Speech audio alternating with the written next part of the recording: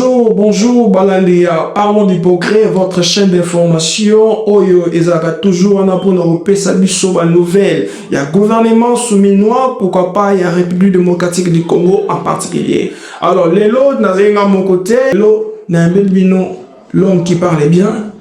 Vous redécouvriez durant ces moments. Toyamba, monsieur Omer. Monsieur Omer, bonjour. Bonjour, monsieur.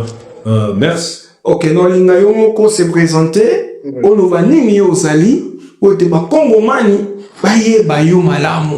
Merci. Ok, merci pour la parole. Moi, c'est monsieur Omer Biaye. Je suis coordonnateur d'une inscription dénommée Collectif des jeunes conscients pour les changements de la République.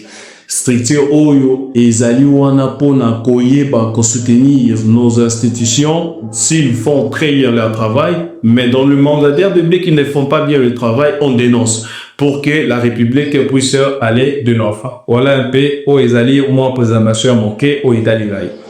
Merci beaucoup de commerce.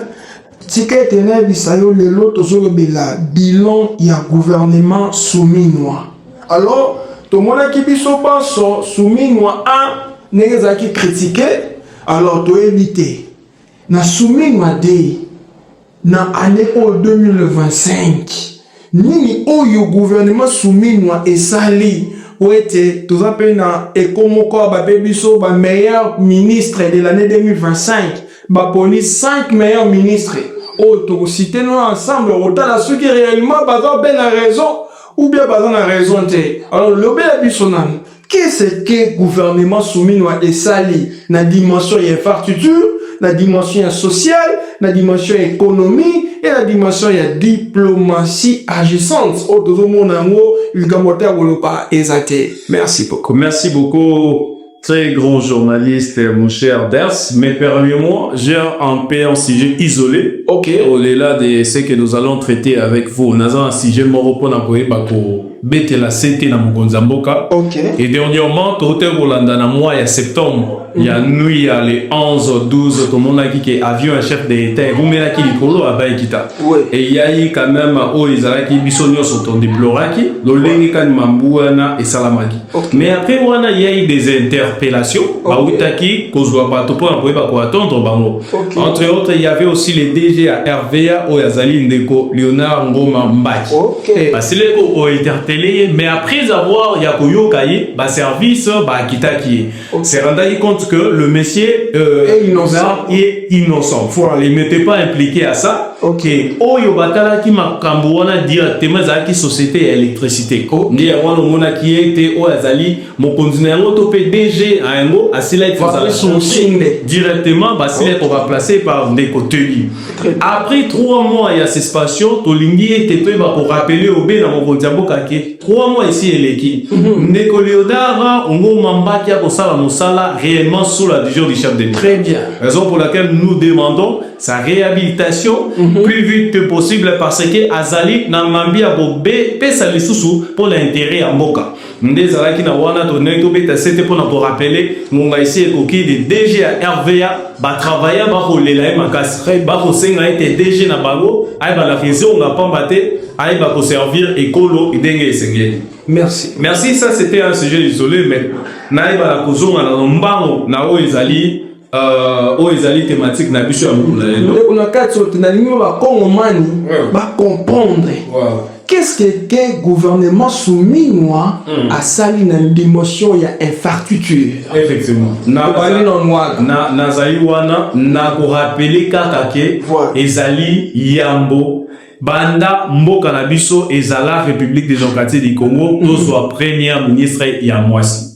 Ezali faiblesse te mais batali compétence parce que lolenge ta obapona ki madame Judith Souminois et pas chef de l'État ezala ki te parce que azali ka mwasi mais ezala ki parce que azali compétente a ute ko la discernement ou ta ministère ya plan parce que yende mutabande ko kambakuna depuis et tant madame Souminois aye na o ezali mata na ya liboso o ekitobenga ke équipe ya Souminois basala qui ba effort pe belé mais basala qui nyonso te. Très bien. Mais tant to komi na deuxième équipe na ye o batie oyo to koyeba ko rappeler réellement ba ko man ba ko simba malamu oyo ezali makambo belé ba esila ko sala man.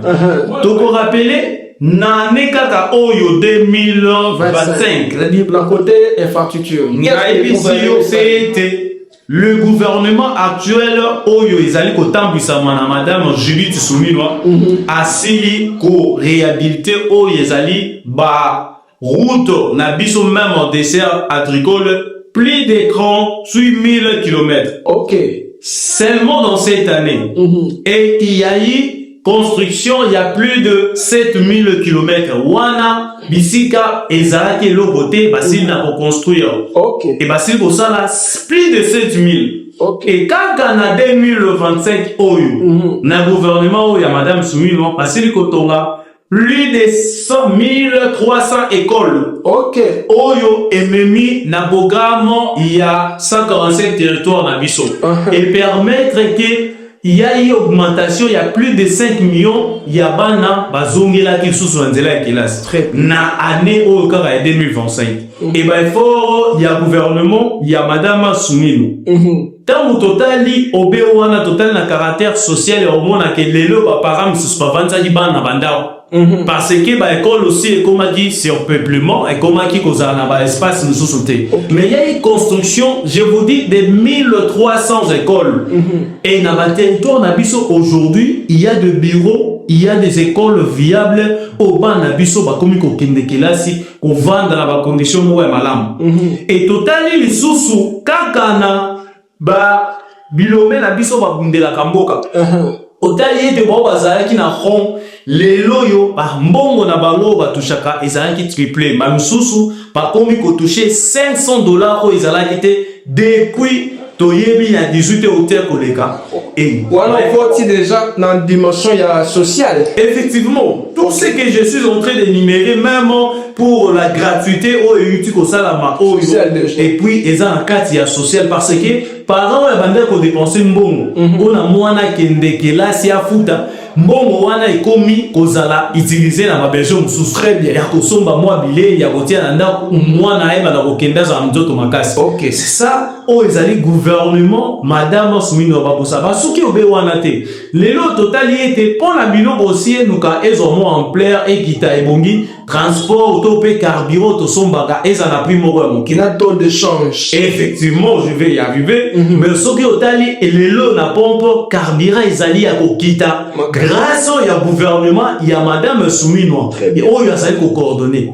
Et lelo yo ozala na opposition ozala la majorité ozali bénéficier na yango très bien okwana na yango to okende kuno osomba na ti ya kokila. Là c'est très bien. Et nyonso wana ezali ba effort réellement oyo gouvernement ezekamami pa madame Soumino et kotia en place pour que makambo ne ba na avancer to yena likambo ya stabilité à taux de change mais puis toye marara que dollar et mataka mais le gouvernement auto sentir différence très bien au lieu ndenge ba yebi mataka wana eye et pesi prend congolais na biso valeur voilà oyo ezalaki na ngote liboso ya ngonga bapai.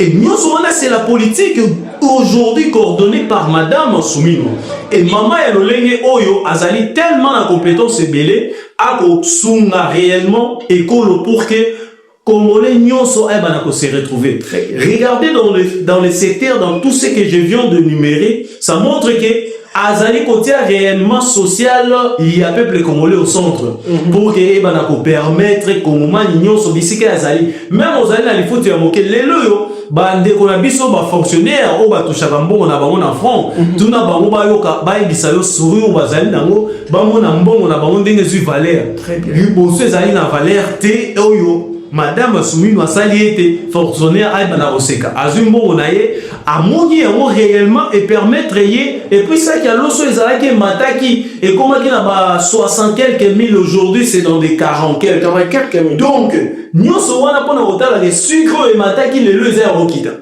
tout ça pour permettre na ba famille ba na robika malam. Et regarde, une dame pareille mérite réellement le respect de tout Congolais. Très bien. Et raison pour laquelle Tokobeta s'était dans le baïté, maman ya boye, ce qui réellement azali ko continuer toujours na lolengo biso to ko encourager les loyo congolais à rebeta masomo mususu aozana posa même pas o aluka eloko songolo pakala parce que nyoso ko luka ezali na programme à madame Soumini. Monsieur Omer nakatiote lobela biso nano effort fait et pas premier ministre je dis tout qu'en dimension il y a diplomatie. Merci. Parce que biso paso toyebi Kagame aza muto mindoki. Et donc Félix Tshisekedi c'est un civil. Ouais. Alors non, ce qui n'a qu'une dimension ya mindoki ngane moitolonga bitumezate. Alors nga étant que civil, il faut que la dimension ya diplomatie. Alors diplomatie agissante do biso nyonso wa. Qu'est-ce que Souminwa a salina gouvernement na ye ou te diplomatie na biso ensemble na chef de l'état ezwa envoie nous.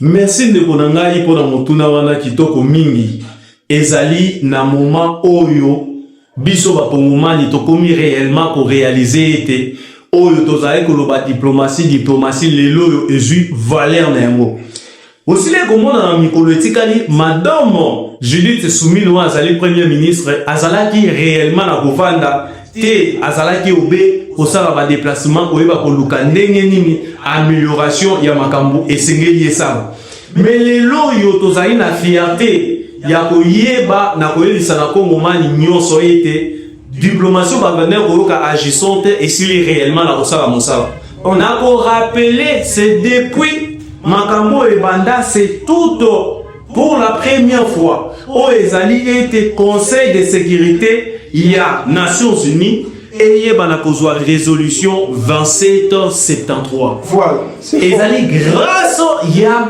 ba effort oyo ya gouvernement Souminwa et kosala mbala liboso et que conseil de sécurité bana kozwa résolution na kati ya résolution oyo ba ko reconnaître Rwanda étant que agresseur ya mboka na biso République démocratique du Congo et pe bazali koyebisa ye ayepa na kolongola ba troupe na ye na sol congolais plus vite possible sans condition.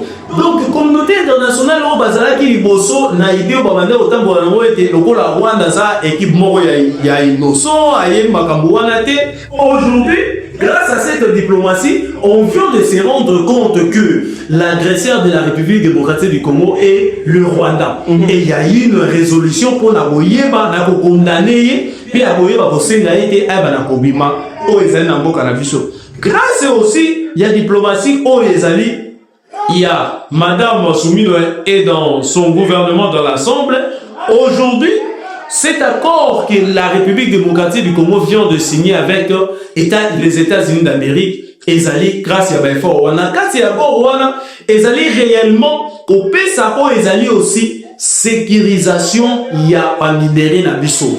Biso toyebi ko kende kuna ko sala lopi mpona ko etalisa bango ete bato nyonso bakoyeba pour que les minéraux la va passer par la grande porte. Et aujourd'hui, c'est reconnu dans le monde entier qu'il faut passer par une voie légale pour avoir de minéraux dans la République démocratique du Congo. Et puis, mon cannabis, les loyaux, tout cela, comme on a été, Kagame Nazali, comment mener réellement la République démocratique du Congo sur le plan diplomatique. Et puis, tu as dit que c'est un peu la mboka na biso. Et les lois, on a grâce, il y a gouvernement où tu as une place, où il y a membres non permanents, na case il y a conseil de sécurité, na onik, tu as une place au RDC, et zo banda fonctionnant en 2026 et puis 2027. Et aujourd'hui, c'est grâce à cette diplomatie. Et grâce à cette diplomatie, au gouvernement, il y a Madame Soumino. Aujourd'hui, la République démocratique du Congo, les investisseurs commencent à venir. Et Qatar, aujourd'hui, se rend compte que non, les intérêts réellement, on gagne à bénéficier de la République démocratique du Congo. Et non à Rwanda. Parce que, Bavanda, il y a un biloko, Bazara, Kanangote. Biso Tokeye, pas Batouana, Total, ici, était, Congo, Ndiazali, Nango. Batouana, Bazali, Mibi, Bakota, Kananzela, Nyamu, Oyo, sécurité. Et les locaux, Basili, réellement, au signer la biso na bakor o ezali mingi oyo ba reconnaître ça été beaucoup qui la République démocratique du Congo pour que toyeba nako avancer na plan moko ezali légal et puis légitime. Et aujourd'hui On passait, on pensait que la diplomatie ne va pas agir. Aujourd'hui, grâce à cette diplomatie, vous avez vu ce qui s'est passé. Les États-Unis ont donné l'injonction au Rwanda de se retirer. Et il ça noir sur blanc, même oyo ndeko na biso na ngazai ko bata masima koloba ete ngai aza congolais ezali Rwanda tenda za simananga. Mais imaginez États-Unis d'Amérique était sur injonction. Si ko bazobima kendeko na ouvert. Bon, selon là, ce sont les gens où ils ont rencontré. Ils ont bêté à Bamason, à Bango, à Basmanda, à réalité. Et aujourd'hui, le Rwanda a qui pression au quoi Yamakasu et Sengelagi Bonga est toujours à céder. Mais là, Rwanda a cédé après ces injonctions et pas Yabande Rwanda AFC au Bagotam de Samananga, Bakomi Kopinu. Maintenant, pour la bola qui ça a été. Grâce à la diplomatie, wana et la tsabiso ete likambo wana ezali likambo ba komomanité ezali nde likambo ba rwandais ne ba kota ba mboka na biso pona ba yi ba nsala parce que ce que ezali likambo na biso pa congolais. Qu'est-ce qui devait se passer? États-Unis bola pesa injonction et pas ya ba congolais ba salaka. Mais il y a pesa injonction na Rwanda pesa ba tonayo bazali sur le terrain ba banda kobima. Donc grâce à cette diplomatie et ça, au fond, on a pour nous sommes mis sur la été, les Cambouana et guerre, et ça a gagné Rwanda réellement, ne moto pas ta la mabelle la biso, pour la koiba kobulisa biso, et non les autres. Merci beaucoup, Ndeko, coordonnateur, il y a collectif des jeunes Corneliens une construction pour les changements de la République. Merci beaucoup. Alors, Congo Mani, il faut trouver quelque chose. Que gouvernement souminois et autres travailler ensemble dans la population pour être souminois et moko azamwa na mboka. Toto Landa, coordonnateur à la Kisibiso, ba nyonso soumino asali durant année 2025 a démontré biso na plan infrastructure, na plan de diplomatie, na niveau social, puis na niveau de économie. Alors, tout ça, on a dit ça, tout la gouvernance mis en motema pour être travailler dans âme et dans esprit. Merci beaucoup. Tout le deuxième point. Tout le qui boit. Et comment ko babé ngakango éco d'hypocrite. Et bimisi 5 meilleurs ministres. Mais avant la kenenengo la gars qui n'ont pas tout marqué les Mbaki. Voilà.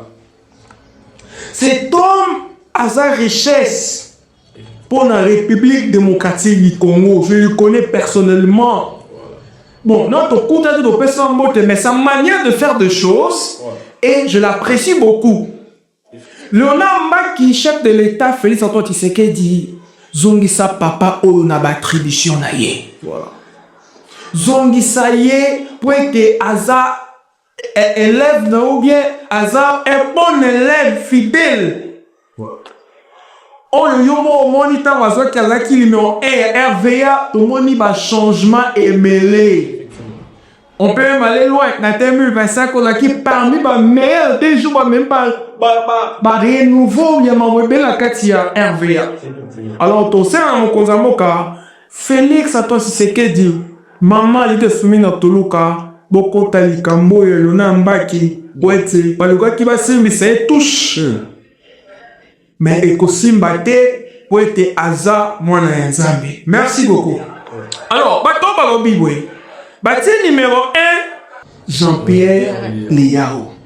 Est-ce que les communicateurs de ton état est-ce que na deuxième position Jean-Pierre Liao est-ce qu'a mérité tout a mérité il est à gérer comme fonctionnaire nion sur la République tout au moins dans ba différentes provinces autre ça là bas séminaire beaucoup tout ça on me belé dis-moi d'abord merci beaucoup. Merci beaucoup Ndekolola pour le mutunawana ezali tellement importante makasi metika était tout bakoyano la boye. Monsieur Jean-Pierre Liao, nous allons commencer par Jean-Louis. Azali un monsieur aujourd'hui, moi je ne le dis pas dans le sens de lui flatter. Hein. Ok. Azali ministre Oyo, même mon équipe, il y a gouvernement passé, comme mani aibana pour senga ete aibana pour zonga. Pourquoi parce que qui était mal pour zonga? Azali ndeko Oyo réellement azali ko travailler vraiment pour l'intérêt Yamboka. Sinon tout, et il travaille sous la coordination toujours de Madame la Première ministre pour être fonctionnaire na biso baye malakozala réellement na valeur. Avant on se mettait pas les cas, mais aujourd'hui un fonctionnaire de l'État, il suffit tout simplement au besoin numéro naie au beti na site officiel au moni nyonso oyaye. Makafo ezalaki ya ba dédoublon. Motomo kwa bosimba salaire 3 fois 4 fois na place différent. Oyo azali obemu individu moko et s'il la bosila moment où Messie Jean-Pierre Liao a commandé bisika. Et mutu oyo ya lolenge boye fonctionnaire nyonso de la République démocratique du Congo, il veut réellement voir cet homme à la tête de ce ministère. Ya bozala était na place ya mibale. Bon moi ça n'engage que moi. Si ça dépendait de moi, il y a un moto à Yambo. Et Yambo à Yambo, na bisika on a pas batté. Ma mieux à Zosala, ils allaient que ça la fierté et pas les fonctionnaires nyonso. Et pelé Yabato Bazaki mécanisé. Tant y a asili nako se pencher na les Cambouanes. Et bande qu'on a biso ebele le loba comme que si mambo na bao. Le maire na bao bazali na fierté wana. Ya poé bako travailler maintenant pour le compte ya l'État. Et moto ya bongo réellement na ko pesa ye ba makasi ebele ngai pona ngai na bisika wana na tende moto ya. Pamba tia osa mosala réellement malam. Mais selon Écho du Progrès, permets-moi de présenter au Ezali veut le meilleur Nangai et pas il y a un l'un de nous qui est le président de la Ligue des jeunes dans la famille de Makar, la famille de Bess, mais c'est Joël Wansala. Je lui vraiment souhaite le meilleur vœu. Madame Thérèse Moujimbungi qui est au secrétariat du ministère de la jeunesse. Je lui présente vraiment mes vœux les meilleurs. Mais permets-moi, il y a rechuté pour la Kolobaïté. Pour mon Nyoso et Sengeli Asimbabouye pour l'année 2025. Gouvernement Madame Soumino.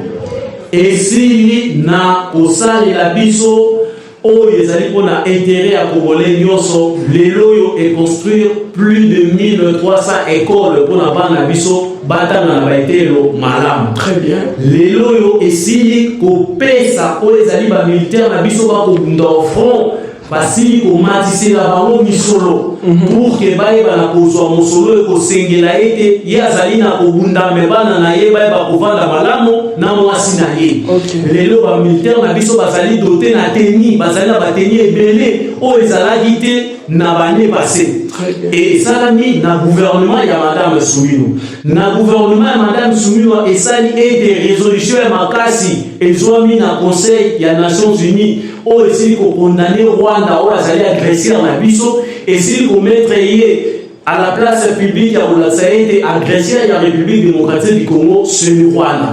Et aujourd'hui il y a un accord o ezali été chef de l'État ensemble avec Madame Soumino guerre o ezali ya utakala et banako kende na kosila na bigo pe na papier na diplomatie à malamu. Et aujourd'hui ça y était congolais ay banako somba carburant na pi ya moké pour que bénéfice wana et banako somba la ndako te banako yeba ndenge ya utiliser pour wana malamu pour somba loso na pi ya mokita. Donc dans l'ensemble social aujourd'hui des Congolais ce n'est pas tout fait mais il y a une amélioration qui nécessite encore la confiance de faire à cette grande dame pour l'avancement de la République. Merci beaucoup, Balandi. Parlons du progrès.